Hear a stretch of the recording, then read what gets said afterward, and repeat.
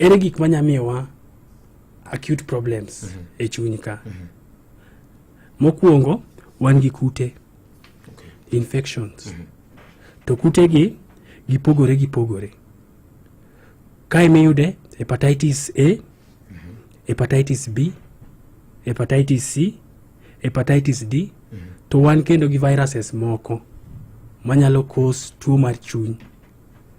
Miluongo an example en cytomegalo virus. Kasto kendo kawae kute mag viruses go wan gi yedhe mopogore. Achiel kuom yedhe ma common manyalo cause problem mar chuny en Panadol mimuonyo ne remni. Koro Panadol ka ng'ato muonyo mang'eny to chuny hinyore, nikech Panadol no okawo gig lwenje te mag chuny koro tiyogo te. Koro yath dong' ni ok nyal timore nade, ok nyal bedo detoxified, yath ok nyal gole system. Koro yudo ni yadhno ko accumulate e chuny to kelo midhiero.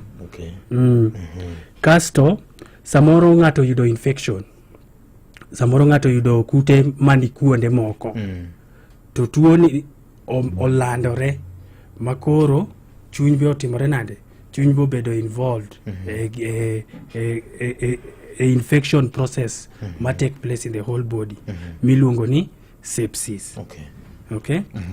To kendo wan gi chronic causes. Chronic causes last time ne wa mention maber ni one of them en kong'o. Yes. Kong'o wang'o chuny. To kong'o mono chuny tiyo maber. Yes. Kato wan gi nitie mo fat. Deno moni. Kodhiyo ginene. Kodhiyo kunore e chuny to kelo problem. Yes. Chon niluonge ni non-alcoholic fatty liver. To ti giloko nyinge. Iluonge ni metabolic dysfunction associated steatohepatic liver disease. To mae adwa emphasize nikech mae biro samoro gi lifestyle. Kit ngimawa. Nikech wan kamoro ka ng'ato dhi e butchers, jomoko bende ohero chiemo moted gi mo mang'eny. To be ok en kata chiemo moted gi mo mang'eny. Samoro en kaka soft drinks for example. Soft drink kata sukari ma wamadho e chai ni. Koro sukari ni ki tong'e mo bedo matindo tindo, to wadhi bedo gi sukari mitiyogo e tebo iluongo ni sucrose. To sucrose ni kipoge diriyo to obiro glucose to obiro fructose. Koro glucose ni the body nyalo tiyo kode e yore mopogore. The brain tiyo kode, muscles tiyo kode, obwongo tiyo kode, muscle tiyo kode, to gi organs moko tiyo kode. To fructose ni binyalo tigo produce golo energy mawatiyo go teko. Lakini en mondo miti kode nyaka lose mana e liver, e chuny. To the capacity mar chuny mar processed fructose ni tin.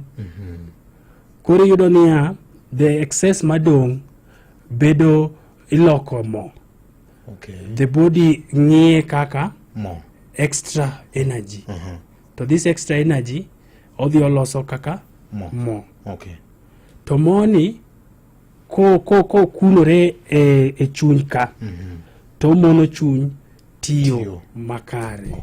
Yes. Aya. Itemo lero nwa kanyo mano koro